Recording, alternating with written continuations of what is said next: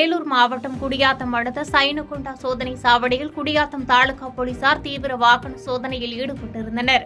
அப்போது சந்தேகத்திற்கிடமாக நடந்து வந்த ஒருவரை பிடித்து விசாரணை செய்ததில் அவர் முன்னுக்கு பின் முரணாக பதிலளித்தார். இதனால் சந்தேகமடைந்த போலீசார் அவர் கொண்டு வந்த பையை சோதனை செய்தபோது அதில் 2 கிலோ எடை கொண்ட கஞ்சா பொட்டலம் இருப்பதை கண்டு பறிமுதல் செய்தனர். மேலும் தீவிர விசாரணை மேற்கொண்டதில் அவர் சேங்குன்றம் பகுதியைச் சேர்ந்த வேலுக்குமார் என்பதும் ஆந்திராவிலிருந்து விற்பனைக்காக கஞ்சா கடத்தி வந்ததும் தெரியவந்தது. உடனடியாக குடியாத்தம் தாலுகா காவல் ஆய்வாளர் சாந்தி வழக்கு பதிவு செய்து அவரை கைது செய்து சிறையில் அடைத்தனர்.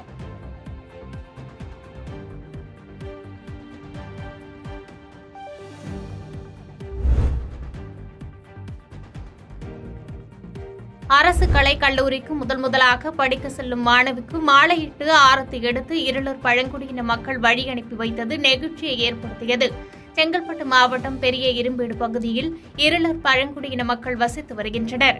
இப்பகுதியில் வசிக்கும் விஜயன் தீபா தம்பதியரின் மூத்த மகள் நதியா கடந்த ஆண்டு +2 முடித்து தற்போது செங்கல்பட்டு அரசு கலைக் கல்லூரியில் பொலிட்டிக்கல் சயின்ஸ் படிக்க வாய்ப்பு வழங்கப்பட்டு இன்று அரசு கலைக் கல்லூரிக்கு சென்றார். இதனை முன்னிட்டு அப்பகுதியைச் சேர்ந்த இருளர் பழங்குடியின மக்கள் மற்றும் உறவினர்கள் மாணவி நதியாவிற்கு மாலையிட்டு ஆரத்தி எடுத்ததுடன் நன்றாக கல்வி பயின்று வாழ்வில் முன்னேற வேண்டும் என வாழ்த்து தெரிவித்து முதல் நாள் கல்லூரிக்கு வழி அனுப்பி வைத்தனர்.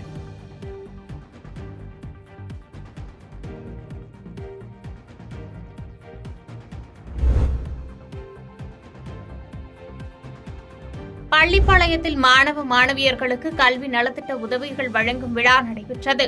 நாமக்கல் மாவட்டம் பள்ளிப்பாளையத்தில் மகரிஷி ஜோதிட ஆராய்ச்சி அறிவகம் மற்றும் கல்வி மையத்தின் சார்பாக 61வது மாதாந்திர கூட்டம் நடைபெற்றது. இந்த நிகழ்வில் தமிழகத்திலிருந்து பல்வேறு ஜோதிடர்கள் மற்றும் ஜோதிட வல்லுநர்கள் கலந்து கொண்ட நிலையில் 200க்கும் மேற்பட்ட மாணவர்களுக்கும் நலிவடைந்த ஜோதிடர்களுக்கும் நலத்திட்ட உதவிகள் வழங்கப்பட்டது. யூடியூபர் திண்டுக்கல் சென்றாஸ் தலைமையில் நடைபெற்ற இந்த கூட்டத்தில் ஜோதிடம் குறித்த பல்வேறு விவரங்கள் எடுத்துரைத்து பேசப்பட்டது.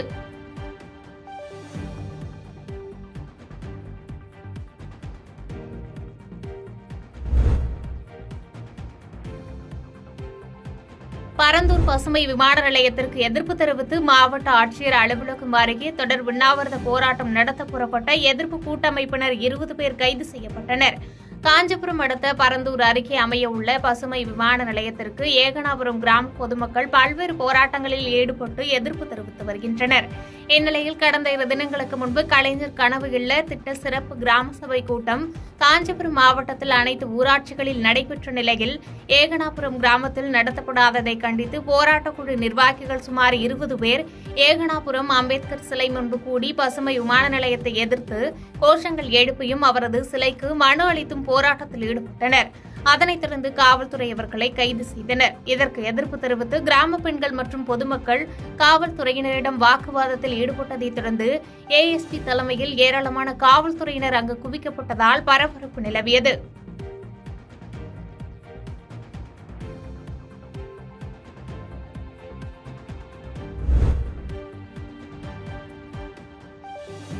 திருச்சி அருகே நாகமங்கலம் ஊராட்சி மன்ற அலுவலக மின் தேவைகளுக்காக மின்சாரம் தயாரிக்கும் காற்றாலை இயந்திரத்தை புனித வளனார் கல்லூரியில் தலைவர் அருட்தந்தை பவுல்ராஜ் மைக்கேல் துவக்கி வைத்தார். 1 கிலோவாட் திறன் கொண்ட மின் உற்பத்தி செய்யும் காற்றாலை மூலம் 8 டியூப் லைட்டுகள் மற்றும் 4 மின்விசிறிகள் கொண்டு இயக்கப்படும் என்று தெரிவிக்கப்பட்டுள்ளது. இந்நிகழ்வில் புனித வளனார் கல்லூரியில் செப்பாடு விரிவாக்கத்துறை இயக்குநர் முனைவர் சகாயராஜ், நாகமங்கலம் ஊராட்சி மன்ற தலைவர் வெள்ளைச்சாமி மற்றும் கிராம பொதுமக்கள் கலந்து கொண்டனர்.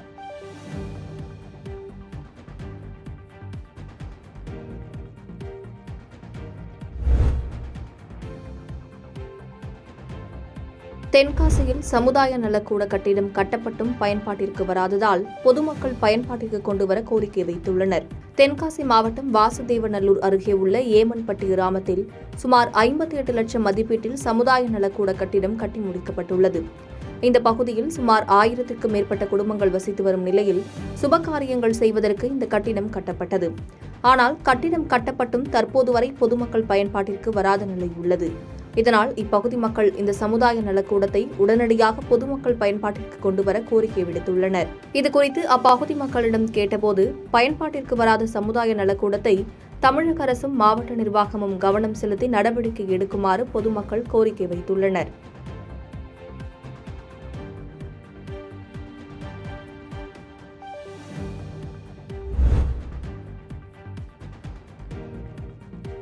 மதுரை, திண்டுக்கல் மாவட்டங்களின் பாசனத்திற்கு வைகை அணையிலிருந்து வினாடிக்கு 900 கன அடி வீதம் தண்ணீர் திறக்கப்பட்டுள்ளது. தேனி மாவட்டம் ஆண்டிப்பட்டி அருகே அமைந்துள்ள வைகை அணையிலிருந்து மதுரை, திண்டுக்கல் மாவட்டங்களுக்கு வினாடிக்கு 900 கன அடி வீதம் இன்று முதல் தண்ணீர் திறக்கப்பட்டுள்ளது. அணையின் சிறிய மதகுகள் வழி சென்று பெரியார் பிரதான கால்வாய் வழியாக செல்லும் இந்த தண்ணீரை தேனி, மதுரை, திண்டுக்கல் மாவட்ட ஆட்சியர்கள் திறந்து வைத்தனர். இதில் 45 நாட்களுக்கு முழுமையாக தண்ணீர் திறக்கப்படும் என பொதுப்பணித்துறை சார்பில் தெரிவிக்கப்பட்டுள்ளது. இந்த தண்ணீரின் மூலம் மதுரை, திண்டுக்கல் மாவட்டங்களில் உள்ள 45,041 ஏக்கர் விவசாய நிலங்கள் பாசன வசதி பெறுகிறது. இதன் மூலம் பாசன பகுதியில் உள்ள விவசாய நிலங்களுக்கு முழுமையாக தண்ணீர் சென்று சேர வாய்ப்புள்ளதால் பாசன விவசாயிகள் மகிழ்ச்சியடைந்துள்ளனர்.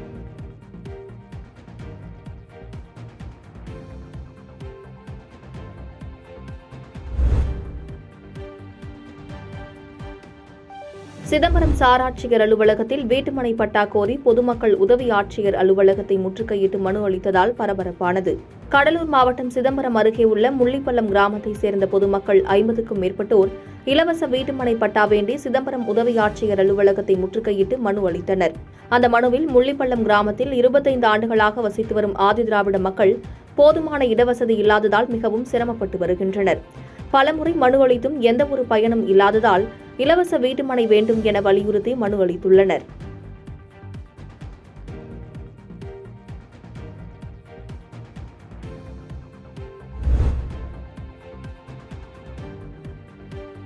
சிதம்பரம் நடராஜர் கோவிலில் ஆணி திருமஞ்சன திருவிழா கொடியேற்றத்துடன் தொடங்கியது.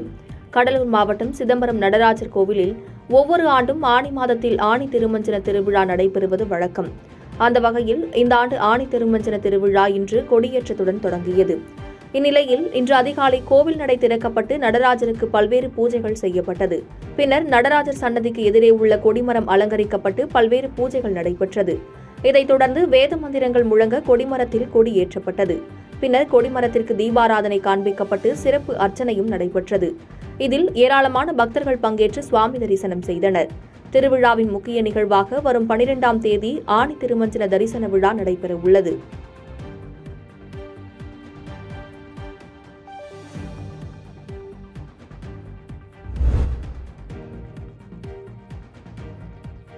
மதுரை திருப்பரங்குன்றத்தில் 140 ஆண்டுகள் பழமையான மரகத விநாயகர் ஆலயத்தின் அஷ்டபந்தன மகா கும்பாபிஷேக விழா சிறப்பாக நடைபெற்றது. மதுரை திருப்பரங்குன்றம் GST சாலையில் தெப்பக்குளம் அருகே 140 ஆண்டுகள் பழமையான மரகத விநாயகர் ஆலயம் அமைந்துள்ளது. இக்கோவிலில் திருப்பரங்குன்றம் சுப்பிரமணிய சுவாமி மரகத விநாயகர் கோவிலில் எழுந்தருளி பக்தர்களுக்கு அருள்பாலிக்கும் விசேஷமான நிகழ்வு நடைபெறும். இவ்வாறு பல்வேறு பெருமைகளை கொண்ட மரகத விநாயகர் கோவிலின் கும்பாபிஷேக விழா காலை 7 மணி அளவில் வெகு விமர்சையாக நடைபெற்றது. முன்னதாக விமான கோபுர கலசங்களில் புனித நீரானது ஊற்றி கும்பாபிஷேகமானது நடைபெற்றது. பின்னர் கோபுரங்களில் ஊற்றிய கலச நீரானது பக்தர்களின் மேல் தெளிக்கப்பட்டது. இதில் ஏராளமான பக்தர்கள் கலந்து கொண்டு மரகத விநாயகரை வழிபாடு செய்தனர்.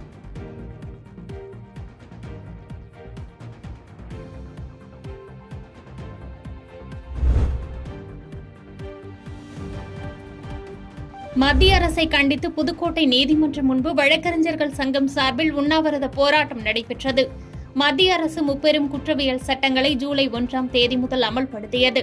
இந்த 3 சட்டங்களை திரும்பப் பெற வலியுறுத்தி புதுக்கோட்டையில் திருமயம் ஆலங்குடியில் உள்ள 11 நீதிமன்றங்களை சார்ந்த வழக்கறிஞர்கள் ஜூலை 1ஆம் தேதி முதல் 8ஆம் தேதி வரை தொடர் ஆர்ப்பாட்டம் போராட்டம் நடத்தி வருவதாக அறிவித்து தொடர்ந்து 3 நாட்களாக ஆர்ப்பாட்டம் போராட்டம் நடத்தி வந்தனர். இந்த நிலையில் இன்று புதுக்கோட்டை நீதிமன்றம் முன்பு வழக்கறிஞர்கள் சங்கம் சார்பில் 50க்கும் மேற்பட்ட வழக்கறிஞர்கள் சங்க தலைவர் சின்ராசு தலைமையில் உண்ணாவிரத போராட்டத்தில் ஈடுபட்டனர்.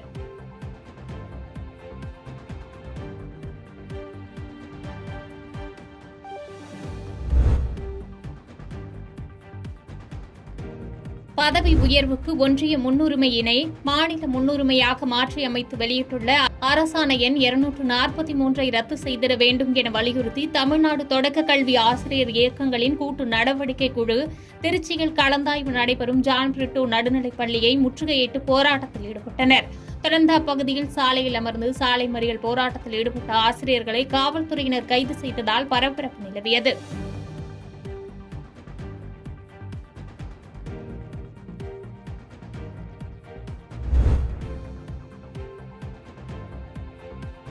குடியாத்தம் அருகே சாலை ஓரம் தோண்டப்பட்ட பள்ளம் மூடப்படாத நிலையில் உள்ளதால் விபத்து நேரிடும் அபாயம் உள்ளது. வேலூர் மாவட்டம் குடியாத்தம் அருகே ஆந்திரா கர்நாடகா செல்லும் முக்கிய சாலையான பழமநேர் சாலையில் கடந்த சில மாதங்களுக்கு முன்பு கால்வாய் சம்பந்தமாக 7 அடி ஆழம் கொண்ட பள்ளம் தோண்டப்பட்டது. இதனைத் தொடர்ந்து அந்த பள்ளம் ஆபத்தான நிலையில் மூடப்படாமல் உள்ளது. இதனால் அகலமான சாலை குறுக்கி கனரக வாகனங்கள் செல்வதில் சிரமம் ஏற்பட்டு வந்தது. மேலும் அவ்வழியாக செல்லும் பள்ளி மாணவர்கள் அச்சத்துடன் சாலையை கடந்து செல்கின்றனர். குறிப்பாக இரவு நேரங்களில் அந்த பகுதியில் விபத்து ஏற்பட்டு வருவதாக வேதனை தெரிவிக்கும் அப்பகுதி மக்கள் துறை சார்ந்த அதிகாரிகள் நடவடிக்கை எடுக்க கோரிக்கை வைத்துள்ளனர்.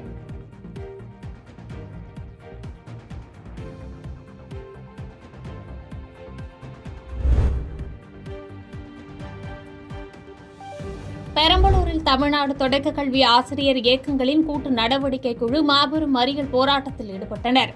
பெரம்பலூர் துறையூர் சாலையில் சிவன் கோவில் அருகில் அமைந்துள்ள ஆர்சி பாத்திமா தொடக்கப்பள்ளி முன்பு குவிந்த தமிழ்நாடு தொடக்க கல்வி ஆசிரியர் இயக்கங்களின் கூட்டு நடவடிக்கை குழுவினர் அப்பள்ளியில் நடைபெற்ற பதவி உயர்வு மாறுதலுக்கான கலந்தாய்வை தடுத்து நிறுத்துவதற்காக பள்ளி முன் நின்று மறியல் போராட்டத்தில் ஈடுபட்டனர்.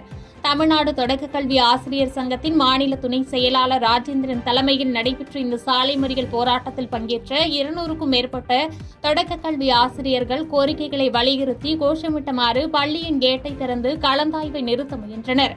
அப்போது அங்கு பாதுகாப்பு பணியில் இருந்த போலீசார் அனைவரையும் கைது செய்தனர். இதனால் அப்பகுதியில் பரபரப்பு ஏற்பட்டது.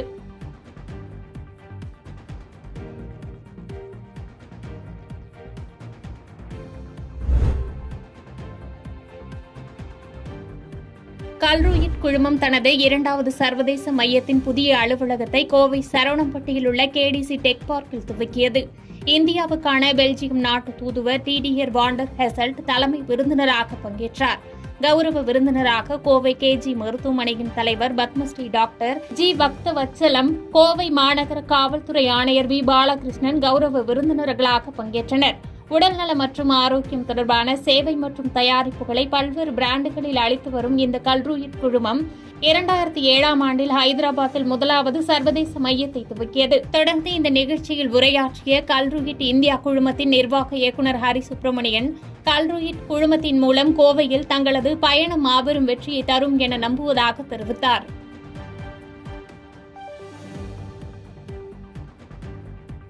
பாதகம் செய்பவரை கண்டால் நாம் பயங்கொள்ளலாகாது பாப்பா, மோதி மிதித்து விடு பாப்பா, அவர் முகத்தில் உமிழ்ந்து விடு பாப்பா. அண்மை செய்திகளை உடனுக்குடன் தெரிந்து கொள்ள இணைந்திருங்கள் இயம்நாடு தொலைக்காட்சியுடன்.